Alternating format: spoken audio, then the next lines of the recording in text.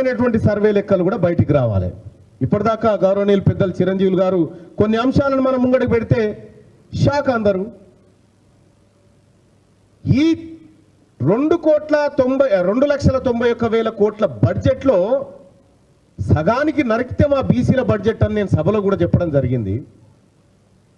మరి ఈ బీసీలకు ఇప్పుడు కాదు, ఎట్లాగో మన సర్కారు లేవు కాబట్టి ఉమ్మడి ఆంధ్రప్రదేశ్ నుంచి ఇప్పటిదాకా జరిగినటువంటి ఆర్థిక దోపిడీ, బీసీల పైన జరిగినటువంటి ఆర్థిక దోపిడీని, బీసీలకు జరిగిన ప్రయోజనాన్ని కూడా ఇదే మేధావి వర్గం అంతా ఒక ఆర్థికపరమైనటువంటి అంశాన్ని చర్చకు తీసుకోవాలి. అలాగే రాజకీయపరమైనటువంటి అంశాల విషయంలో ఒకసారి వేదిక సమావేశం కావాలి. అలాగే జ్యుడిషియరీ, ఇండస్ట్రియల్, ఇట్లా అన్ని రంగాల్లో జరిగినటువంటి బీసీలకు జరిగినటువంటి అంశాలన్నీ లెక్కలతో సహా బయటికి వచ్చినప్పుడు అదే భావజాలము, అదే ఉద్యమం.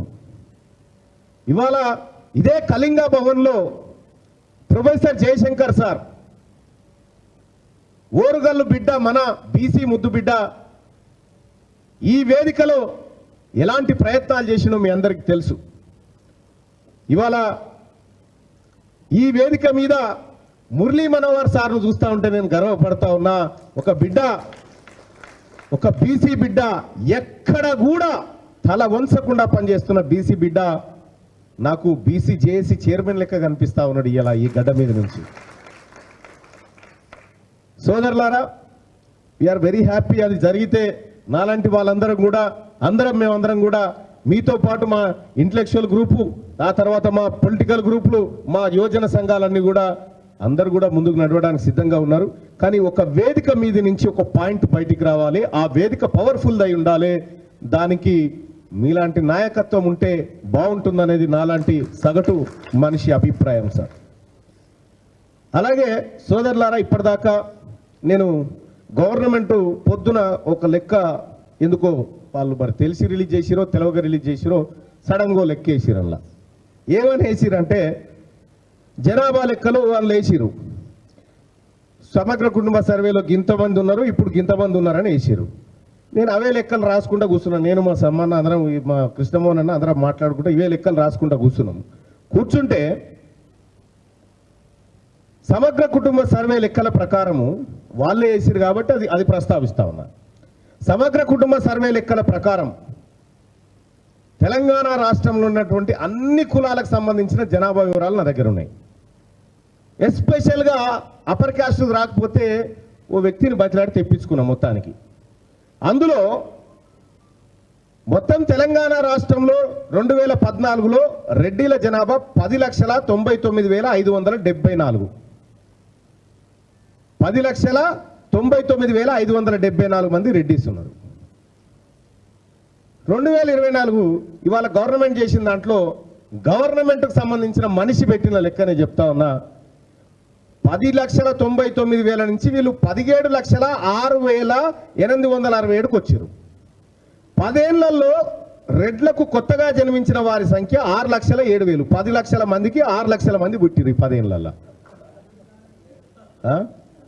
వాళ్ళ లెక్కలే సార్, మనవి కూడా కాదు.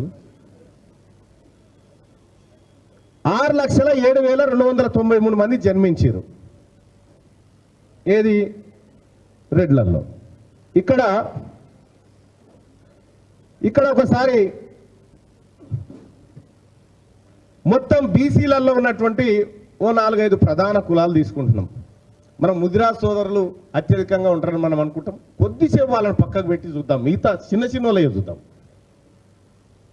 మొత్తం గౌడ్లు, యాదవులు, పద్మశాలిలు, మున్నూరు కాపులు వీళ్ళంతా కలిసి తెలంగాణ రాష్ట్రంలో సమగ్ర కుటుంబ సర్వే ఏదైతే కేసీఆర్ గారు చేసిరో ఆ సర్వేలో 82,56,370 మంది, 82 లక్షల మందికి ఏమో ఈ 10 ఏళ్లలో పుట్టింది 1,85,740 మంది పుడితే 10 లక్షలు ఉన్నటువంటి రెడ్లకు 6,07,293 మంది పుట్టిరు. వాళ్ళ లెక్కలే సార్, వాళ్ళ లెక్కలే. అందరు కలిసి మరి నేనేమంటున్నా వాళ్ళ లెక్కలు ఇప్పుడు నా దగ్గర ఉండి నేను చూపించి మాట్లాడుతున్నా సమ్మన్న సూడే ఈ సర్కారు లెక్కలని వాళ్ళు వేసినటువంటి లెక్కలే. ఇక సోదరులారా 10 లక్షలు ఉన్నటువంటి రెడ్లు 10 ఏళ్లలో 6 లక్షల మందిని కంటే 12 లక్షలు ఉన్నటువంటి పద్మశాలీలు ఈ 10 ఏళ్లలో 24,000 మందిని కన్నారు అంతే. ఇక 19,77,000 ఉన్నటువంటి యాదవ సోదరులు 2014 లెక్కల ప్రకారం 19,77,000 ఉన్న యాదవ సోదరులు ఈ 10 ఏళ్లలో 39,000 మందిని కన్నారు. రెడ్లు మాత్రం 6 లక్షల మందిని కన్నారు. గౌడ్లు సమగ్ర కుటుంబ సర్వే లెక్కల ప్రకారం 15,71,980 అని చెప్పి అలా రాసుకొచ్చి వాళ్ళు వేసిన లెక్కలే. వాళ్ళు ఈ 10 ఏళ్లలో 55,000 మందిని కన్నారు. ఇట్లా మొత్తం కలిపితే 82 లక్షలు ఉన్నటువంటి 4 కులాల బీసీలో ఏమో 1,85,000 మందిని కంటే 10 లక్షల మంది ఉన్న రెడ్లు 6,07,000 మందిని కన్నారు. ఇవి సమగ్ర కుల ఇప్పుడు జరిగినటువంటి లెక్కల ఆధారంగా చెప్తున్నటువంటి కథ. ఇంకా ఇవే కాదు,